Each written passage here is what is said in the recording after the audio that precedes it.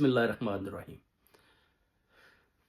واقعہ معراج بھی آپ کو پتہ ہے، حضرت محمد صلی اللہ علیہ وآلہ وسلم جب معراج شریف پر تشریف لے جاتے ہیں تو وہ بتاتی ہے کہ میں نے ایک چیز دیکھی کہ ایک بہت بڑا مرغا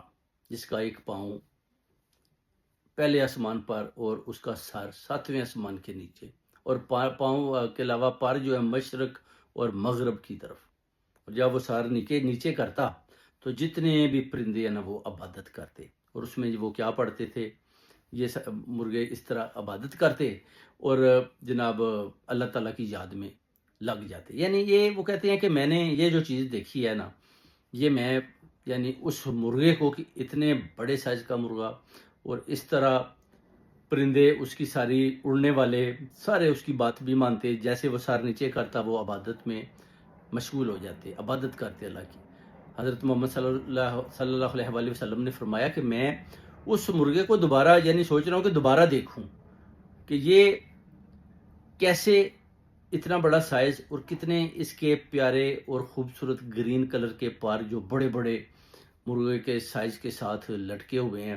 اور وہ کہتے ہیں ایسا مرغا میں نے کبھی دیکھا ہی نہیں۔ تو آپ دیکھ لیں کہ اپنا واقعہ معراج کے بعد جو آپ نے یعنی یہ جو واقعہ پیش کیا ہے یہ ان بکوں کے اندر بھی پایا جاتا ہے، اور اب اس میں آپ دیکھ سکتے ہیں کہ جب اس طرح حدیثیں آتی ہیں تو پھر حدیثوں پر جو آپ کی بات ہے وہ ماننی پڑتی ہے سب کو، اس کے اوپر تو کوئی بحث ہی نہیں ہے کہ نہیں جی یہ جھوٹ ہے یا یہ سچ ہے۔ آپ نے جو کچھ فرمایا وہ آپ سمجھ لیں کہ حرف آخر ہے، اور جو کچھ بولا وہ اللہ کی طرف سے جو آیا، اور آپ نے وہ پوری دنیا کو بتایا کہ اللہ کا پیغام کیا ہے۔ تو یہ اس طرح آپ دیکھ لیں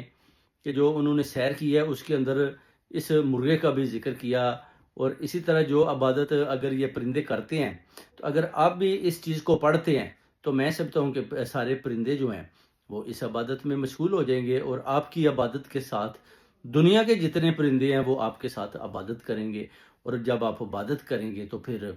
فرشتوں کو پہلے پتہ ہوگا کہ آپ عبادت کر رہے ہیں، اور پرندے آپ کے ساتھ عبادت کر رہے ہیں، اور وہ عبادت جو ہے نا وہ اللہ کے حضور میں جا رہی ہے، اور اللہ تعالیٰ کی ذات بھی دیکھ رہی ہے کہ یہ انسان وہ عبادت کر رہا ہے، یہ وہ جو بڑا مرغا بڑے سائز کا جس کو حضرت محمد صلی اللہ علیہ وآلہ وسلم نے دیکھا کہ وہ کیسے اور کس طرح پرندوں سے عبادت کرتا، کیسے اب یہ جو اشرف المخلوقات میرا انسان ہے یہ کیسے اس چیز کو پڑھ رہا ہے، اور کیسے اس عبادات کو پرندوں کے اندر بھی منتقل کر رہا ہے، اور پرندے بھی اللہ کی عبادت کر رہے ہیں اور آپ بھی عبادت کر رہے ہیں، اور یہ جب عبادت مل کر اللہ کے حضور